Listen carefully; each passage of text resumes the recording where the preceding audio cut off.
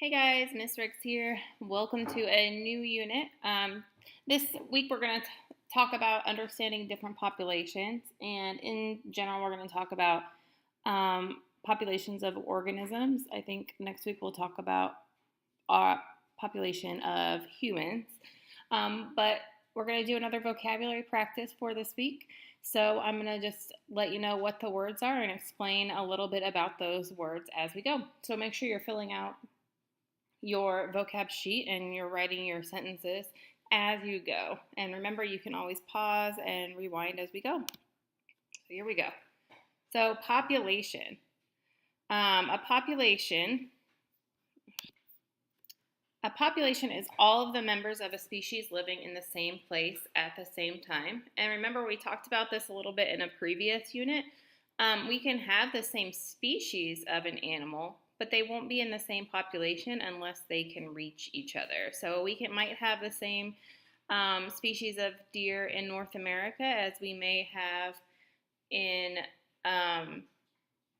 let's say, in Africa, but they are unable to reach each other. And so they are different populations, but the same species. So keep that in mind as we talk about populations. Density. Density is pretty self-explanatory. It's the number of individuals per unit area or volume. Example is the number of bass per cubic meter in water in a lake. And we use density to study populations a lot. And so we might study just a single section of a region in order to study that population growth or decline. So when we're talking about density of a population, we need to keep in mind the dispersion. So the dispersion is the relative distribution or arrangement of its individuals within a given amount of space.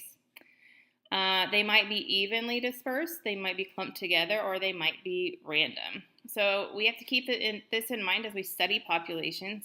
We don't want to study a particular area if certain animals cluster together, because that would be a skewed study. So we want to make sure that we understand how their population distribution is. If they clump together, then they are going to be mostly in a group or a tribe, and so they will stick together. They do this for safety.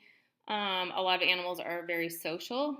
They might be clumped together for mating purposes, things like that. If a population is uniform, they are dispersing out in a uniform manner, and a lot of times this is because of scarcity of resources. So they might not be able to survive clumped together or near another organism or species because they then won't have enough food or water for both of those organisms. So a lot of times plants do this, desert plants in particular.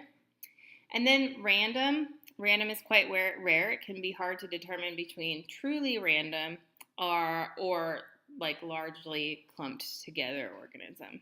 So those are the three different kinds of dispersions. Growth rate. This is a change in the size of a population over a given period of time. So this can either be an incline in population or a decline in population. This is going to be calculated by birth rate minus the death rate. So this will give us the growth rate of a population. Biotic potential. This is the fastest rate at which a population can grow. So we have a carrying capacity of an ecosystem or of an environment, and the population cannot grow past this carrying capacity. This might be determined, usually it's determined by food sources. It might be determined by water sources or just density of an area. Disease might come in and wipe out a population if it gets too close to that carrying capacity.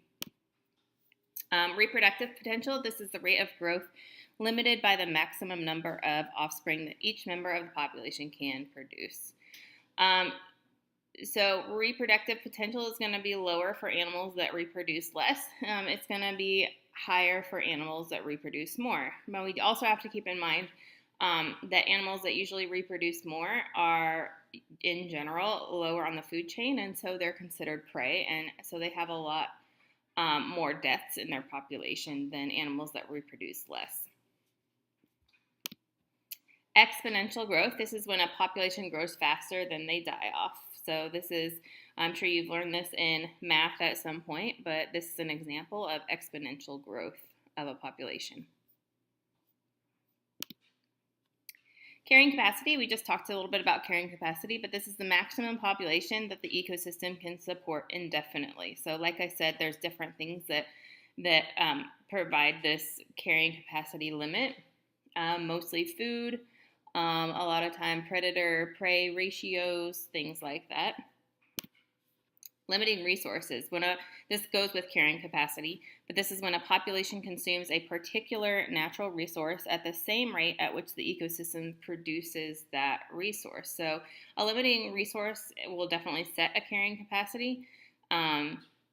If we go above this limiting resource, then the population will start to die off in order to go under that carrying capacity.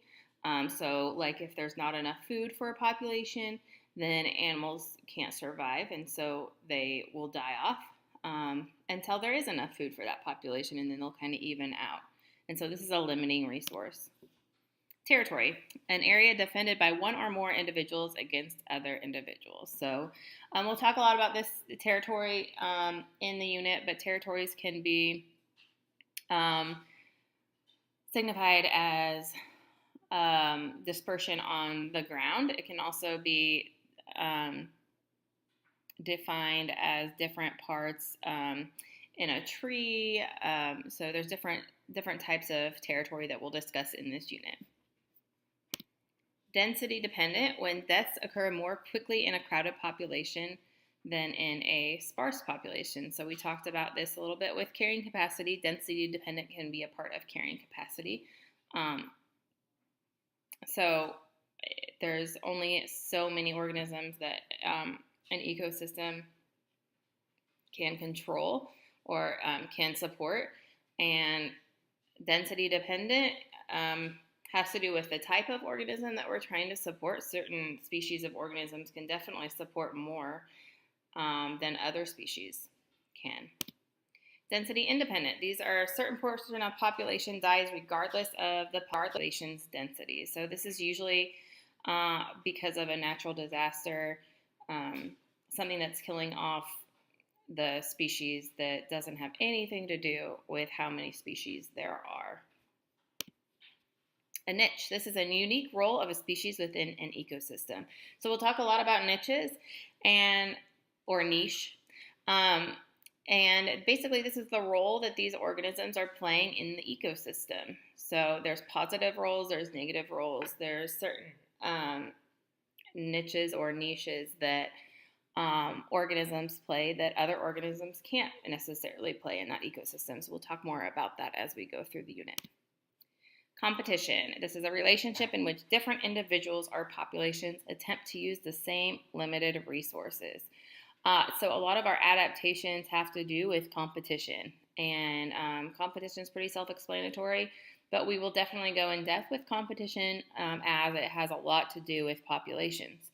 It also has a lot to do with territories, so different species or individuals within the same species can definitely compete for certain territories, for certain mating rights, food resources, things like that.